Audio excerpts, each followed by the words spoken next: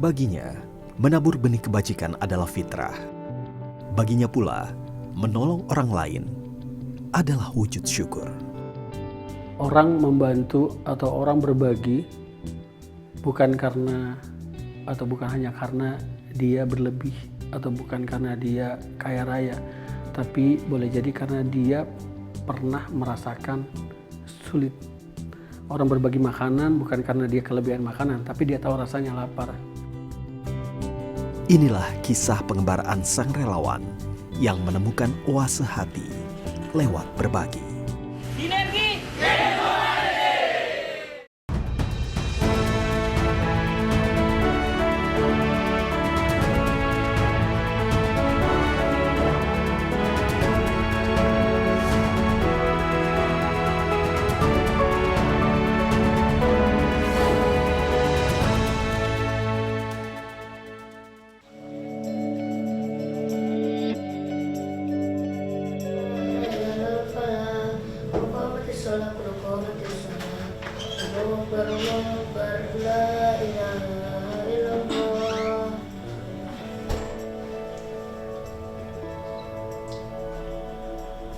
Bayu Gautama memanai waktu bersama keluarga.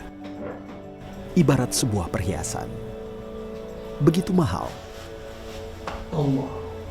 elok, dan langka. Ia tak ingin sedikit pun melewatkan momen berharga itu. Lantaran jejak kakinya lebih banyak ia tapakkan di wilayah bencana. Figur sang ibu yang merupakan orang tua tunggal memupuk rasa empatinya sejak kecil. Ia tahu benar rasanya lapar. Ia pun pernah merasakan berada di ambang putus sekolah. Namun sulitnya kehidupan tak lantas menyurutkan tekad untuk berbagi. Justru semakin memantik rasa welas kasih. Pada saat sekarang bikin program bantuin orang ngasih makan pakai prasmanan, ngelihat orang lahap makan itu, saya teringat masa-masa dulu gue lapar, sama kayak gitu, lapar, saya lapar tahu banget.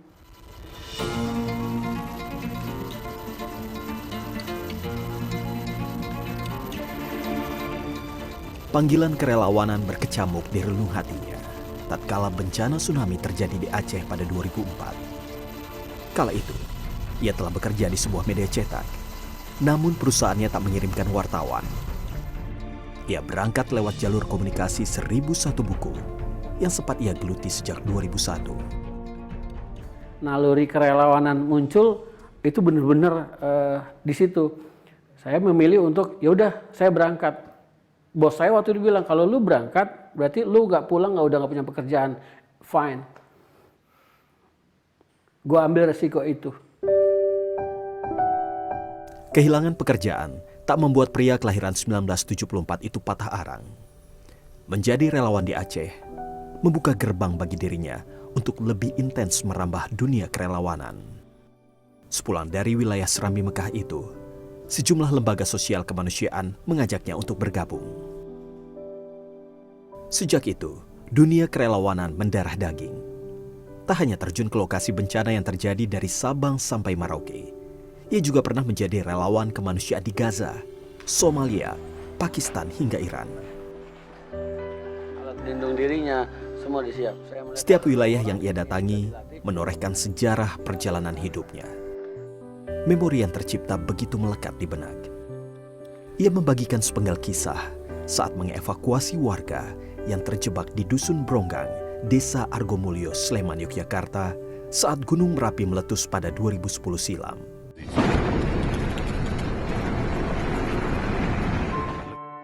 Suasana mencekam begitu terasa manakala ia mendengar jeritan pilu warga yang terkepung awan panas. Gue bilang takut, gue manusia, gue juga punya takut. Tapi teriakan orang-orang yang semua anak kecil, bayi yang umur 4 tahun, 6 tahun, orang tua, perempuan semua teriak. Gimana gue nggak nolong mereka? Udah hilang rasa takut saat itu, udah ambil semua yang bisa kita ambil. Seolah dilema, hasrat ingin menyelamatkan setiap jiwa. Namun dirinya harus bertaruh nyawa berpacu dengan waktu, sebab tak ada yang tahu kapan sang pasak bumi kembali murka. Saya lari, ngangkat anak itu, taruh, saya mau balik lagi. Begitu saya mau balik lagi, rumah roboh. Apinya makin besar. Wah, saya itu emosi. Emosi saya bermain di situ. Untuk inilah kerja tim. Saya dilarang sama anggota saya, jangan Dan, jangan masuk. Enggak, gue udah janji sama ibu itu gue harus nolong. Ditarik saya, jangan Dan. Sampai sekarang saya masih ingat wajahnya. 10 tahun saya masih ingat wajahnya. 10 tahun itu nggak bisa ngilangin bayang-bayang penyesalan saya, nggak bisa nolong ibu itu. Terbersit rasa sesal yang teramat dalam. Pedih, manakala tak selaras dengan gairah menolong yang membuncah. Sama halnya ketika di Lombok. Beberapa anak mati di depan saya. Saya yang harus menutupin matanya. Saya harus ngiketin tangannya. Padahal sebelumnya saya tolong masih hidup. Kenapa? Lokasinya jauh. Jauh dari kota. Puluhan orang, ratusan orang kita evakuasi ke sebuah puskesmas. Kemudian sampai puskesmas dokter cuma satu. Nggak ada obat. Perawat cuma satu. Nggak ada obat. Nggak ada yang bisa dilakukan lagi. Dokter pun, perawat pun ikut nangis.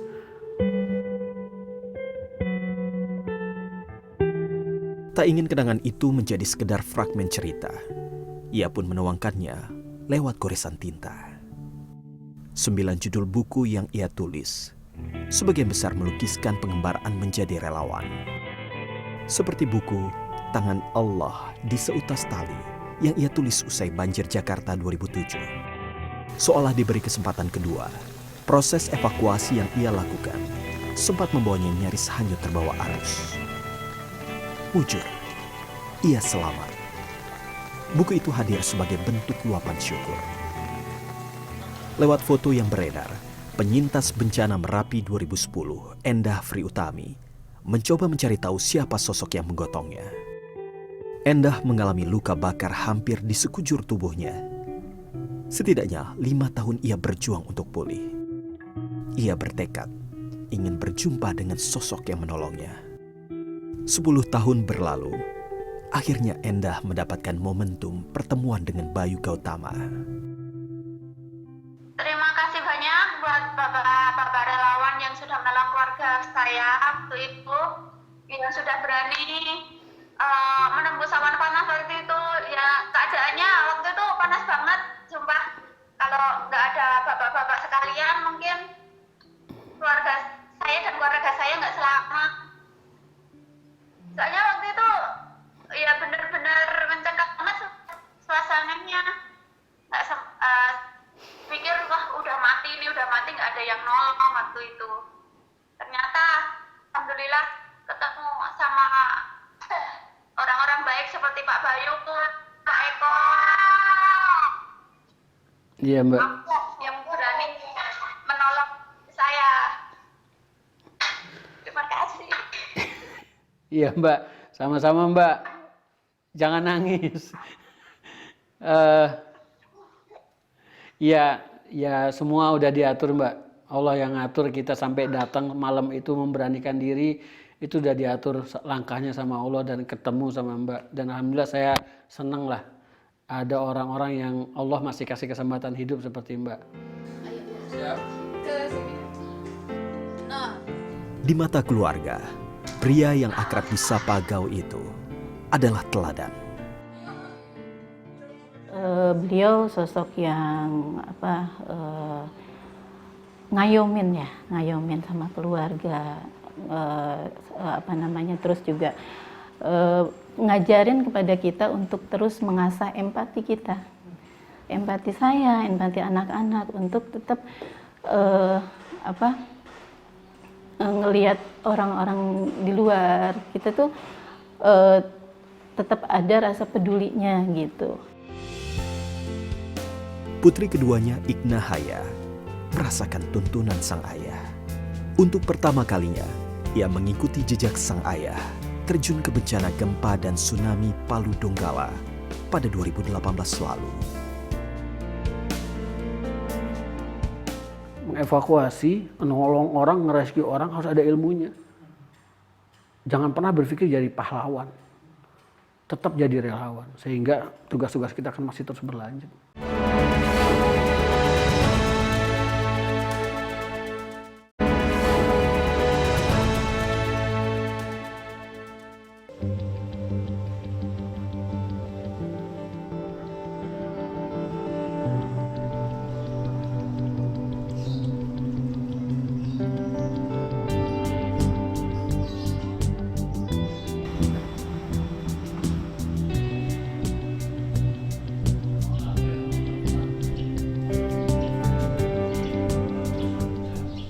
Sepak terjang Bayu Gautama di dunia kerelawanan membawanya bertemu sosok-sosok relawan lain. Mereka kerap dipertemukan di lokasi bencana dan menjumpai banyak relawan muda dengan semangat berapi-api, namun tak dibarengi dengan skill mumpuni. Bersama rekannya Rul Mustafa dan Doni Arianto, Bayu Gautama menggagas berdirinya lembaga sosial kemanusiaan yang diberi nama Sekolah Relawan. Sekolah Relawan itu hadir karena keresahan kami gitu ya. Saya, Mas Bayu, Mas Doni, biasanya sering ketemu di dunia bencana gitu. Saat bencana kita ketemu gitu kan. Kita ngelihat begitu kuatnya gotong royong kita gitu ya. Di Indonesia tuh keren banget kan, gotong royongnya tinggi gitu kan. Terus semangat untuk membantunya luar biasa gitu. Cuma sayang gitu loh, ketika mereka ada di lokasi bencana, mereka bingung mau melakukan apa gitu kan. Mereka bingung punya keahlian apa gitu, tapi semangatnya tinggi gitu. Nah, dari keresahan itu akhirnya kita berpikir, oh akhirnya kita harus punya wadah atau punya komunitas yang bisa membantu mereka skill-skill tentang dunia kebencanaan. Niat tanpa balutan tekad belum memadai. Tekad tanpa ilmu tak pula cukup memberi manfaat. Itulah, mengevakuasi, menolong orang, ngerescue orang harus ada ilmunya. Jangan pernah berpikir jadi pahlawan. Tetap jadi relawan, sehingga tugas-tugas kita akan masih terus berlanjut. 4 bulan nggak pernah latihan. Hal sederhana seperti menyimpul tali temali dan memahami arah mata angin menjadi modal dasar relawan beraksi saat situasi tak pasti. Bang, saya mau bang jadi tim rescue. Boleh, gue bilang. Saya kasih kertas putih sama spidol. Gambarkan 16 arah mata angin. Nggak tahu. Tahan dulu deh. Merapi ini urusan sama angin, bro. Merapi urusan sama arah. Lu tahu ngadep kemana, larinya kemana, evakuasi kemana. Salah jalan, salah lari, mati.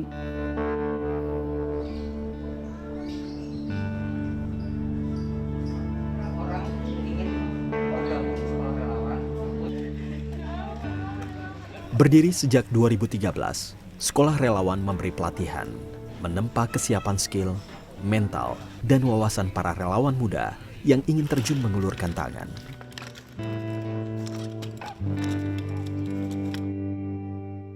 Selain edukasi kerelawanan, Sekolah Relawan juga mengusung pemberdayaan masyarakat dan program advokasi. Pelatihan ini berat, kita ada pelatihan namanya DLT, Disaster Leadership Training, dan itu memakan waktu 3 hari 3 malam. Kita langsung terjun di gunung gitu kan, kita latih mereka bagaimana cara menghandle mayat, bagaimana cara menghandle kebakaran, bagaimana cara gempa bumi, kebakaran hutan, dan lain-lain, itu kita latih gitu. Butuh strategi menyalurkan relawan. Lewat pemetaan dan penempatan yang benar, Sekolah Relawan ingin setiap bantuan tepat sasaran. Ketika ada bencana, Sekolah Relawan nggak langsung tiba-tiba notabene mengirimkan 100 orang, enggak. Ketika misalnya kayak kemarin bencana di Palu, kita cukup ngirimin 3 orang dulu untuk memproses assessment, kira-kira yang dibutuhin apa, ini apa. Jadi jangan tiba-tiba datang semua, tapi kita bawanya tidak sesuai gitu dengan apa yang dibutuhkan di lokasi. Kita datang dulu, wah ini bagian assessment yang datang, udah assessment dulu mereka. Oh ternyata setelah assessment butuhnya rescue, orang-orang yang mengevakuasi mayat dan lain-lain, dokter. Nah itu yang kita terjunin. Jadi kan ada tahap-tahapan ketika bencana kan, ada tahap emergency, ada tahap recovery, dan ada tahap pendampingan. Bayu Gautama mengajak saya melihat pelatihan yang rutin dijalani para relawan. Oke, Mas Roni, sekarang saya mau ajak Mas Roni ngeliatin teman-teman yang lagi pada latihan nih. Ini mereka lagi bikin apa ini, Mas? Nah, ini sih sebenarnya latihan rutin ya. Kita karena memang relawan itu kan perlu kita upgrade ilmunya, walaupun mereka udah pernah dilatih, tapi sebulan sekali atau 2 minggu sekali mereka diupdate nih keterampilan mereka. Ini dasar, bisa dibilang. Oh dasar. Dasar itu walaupun dasar harus tetap diulang-ulang, Mas. Oh misalnya tali temali nih, ini lagi belajar tali temali nih. Ini mereka harus diulang-ulang, karena kalau nggak diulang-ulang, apalagi kalau kan biasanya kalau dipakainya pasti lokasi bencana. Kalau nggak ada bencana kan mereka tetap latihan, biar nanti pada saat bencana mereka nggak untuk hal itu, membiasakan. Berbalut misi mencetak relawan yang tangguh. Sekolah Relawan bercita-cita membangkitkan nurani masyarakat Indonesia untuk bersama bergerak atas nama relawan kemanusiaan.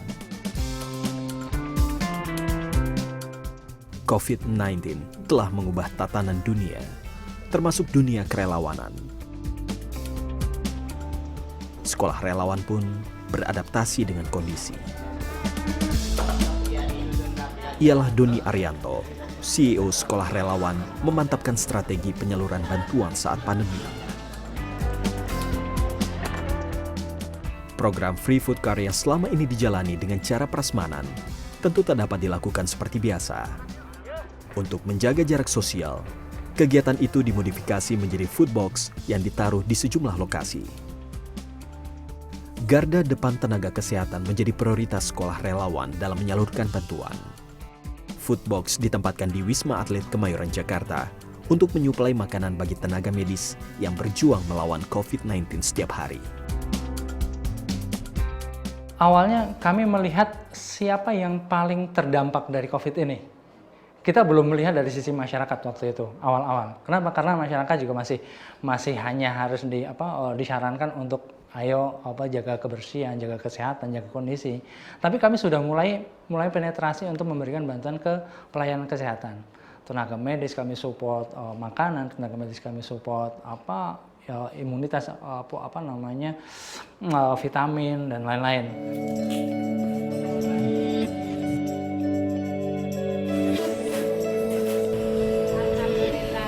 Menebar kebaikan tak lantas berhenti akibat pandemi. Masyarakat terdampak COVID-19 tak luput dari jangkauan sekolah relawan. Baru di fase-fase sebelum Ramadan, kami baru bicara tentang siapa lagi yang terdampak. Nah ternyata masyarakat yang seperti yang kita tahu ada PHK dan lain-lain. Nah dari sana kami baru bicara tentang apa yang bisa diberikan untuk masyarakat. Itu kenapa di bulan Ramadan kami mendirikan ada dapur umum Ramadan, terus bantuan-bantuan dan lain-lain. Sekedar melihat senyum sumringah penerima bantuan, seolah menjadi penyeka peluh.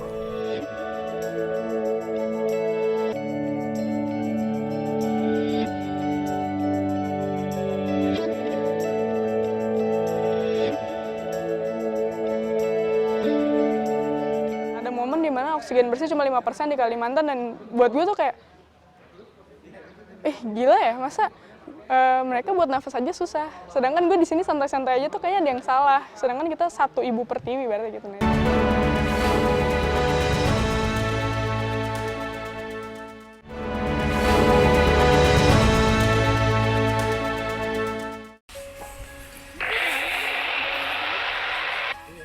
Jadi udah sejam.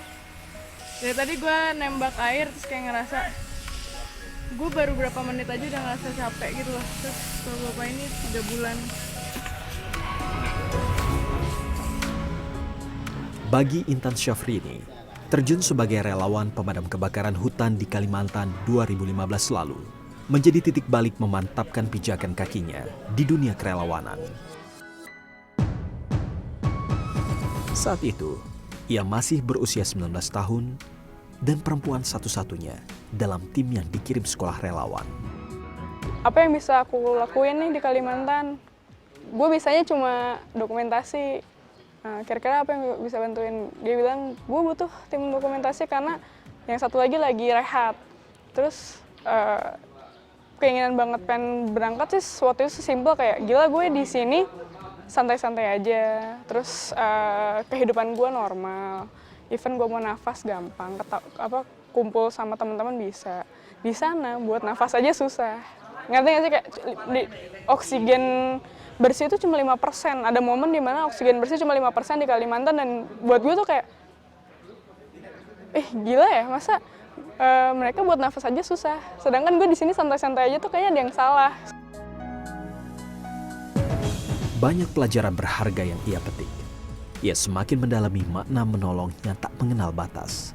Sekecil apapun, dalam bentuk apapun, semua pertolongan itu akan membawa kemaslahatan. Emang awalnya dibuat dokumentasi kan, bukan untuk memadamkan api, tapi kan balik lagi kalau kita di dalam satu keadaan yang tidak baik-baik aja, yang urgennya tinggi, kita kan nggak bisa, gue bagiannya masak doang, gue nggak mau ngebantuin yang lain, kan nggak bisa. Gue bagiannya dokumentasi aja, gue nggak mau bantuin yang lain, itu nggak bisa kan, kita harus multifungsi di situ. Dan kebetulan tim waktu itu tuh pecah banyak, dan ya mau nggak mau kita gantian aja gitu kan. Nah itu akhirnya juga belajar gimana caranya ngebuka jalur air, ngebor sumur, terus akhirnya juga diajarin gimana masang nozzle dan ngerasain ternyata seberat itu.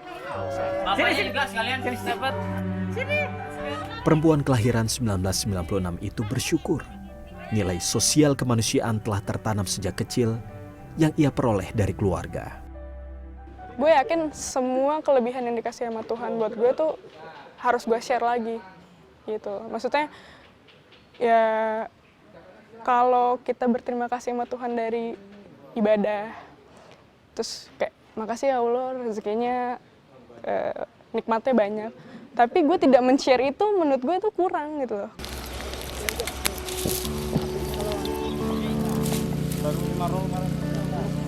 Alhamdulillah beberapa titik api sudah berhasil dipadamkan, dan kalau kita lihat kalau ini tidak dipadamkan ini akan nyebrang ke rumah warga.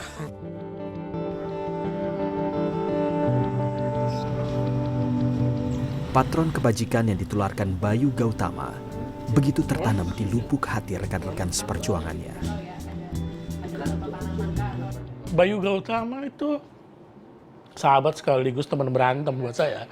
Tapi hal yang menarik dari beliau itu adalah insting dia tentang bencana gitu ya. Kalau jokes-jokan tuh kayaknya apa yang diomongin bakalan terjadi tuh. Kayak waktu di Lombok, bencana Lombok, saya berantem sama dia. Lu nggak perlu pergi, gitu. Ngapain lu pergi? Orang masih udah ada anak-anak gitu ya. Tapi dia bilang, gua harus pergi. Gitu. Bener, pas dia nyampe sana gempa jedar gitu. Kayak gempa kayak nungguin dia gitu loh. Mas Go itu buat saya bukan hanya seorang leader, seorang orang tua saya di sini, kakak saya di sini, dan kenapa saya bisa seperti ini? Itu karena Mas Go. Mas Go yang bisa memoles saya, memberikan masukan ke saya, itu Mas Go. Dan tentu bukan hanya saya, tapi di luar sana yang mengenal sosok Mas Go, mengenal tulisan-tulisan Mas Go, mereka akan merasa tergugah dan merasa terinspirasi dari apa yang dituliskan oleh Mas Go dan apa yang dilakukan oleh Mas Go. Satu sih, gue mau bilang terima kasih sebesar-besarnya SMA.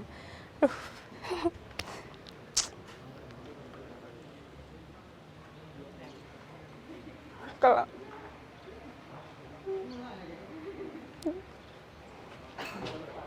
gue nggak tahu kalau nggak ada Mas Go, nggak ada Mas Doni saat itu, gue nggak tahu, gue nggak bisa kayak sekarang gitu. Maksudnya bukan nggak bisa kayak sekarang, tapi gue nggak bisa kayak memaknai ini semua sedalam ini gitu, karena Iya, terlepas mereka juga manusia, ada salah, ada baiknya gitu kan maksudnya. Tapi mereka tuh guru gue.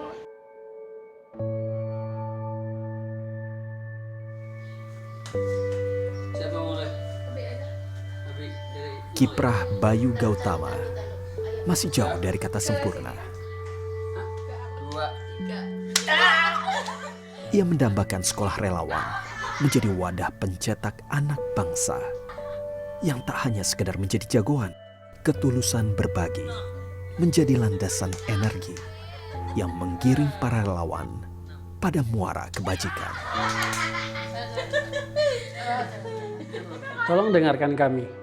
Siapapun anak bangsa ini punya kesempatan yang sama untuk memberikan kontribusi yang terbaik sebesar-besarnya buat bangsa ini. Karena saat ini kontribusi itu yang dibutuhkan oleh bangsa kita. PR bangsa ini terlalu banyak dan sangat banyak. Tapi dibutuhkan sangat banyak pula orang-orang memberikan kontribusi. Menjadi relawan adalah salah satu contoh untuk memberikan kontribusi bagi bangsa ini. Siapa saja bisa jadi relawan.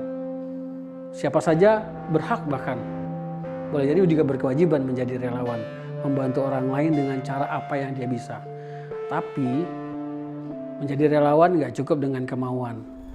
Kami di sekolah relawan bersama-sama belajar, meningkatkan kapasitas kita, profesionalisme kita, sehingga ketika kita membantu jadi lebih baik. Sinergi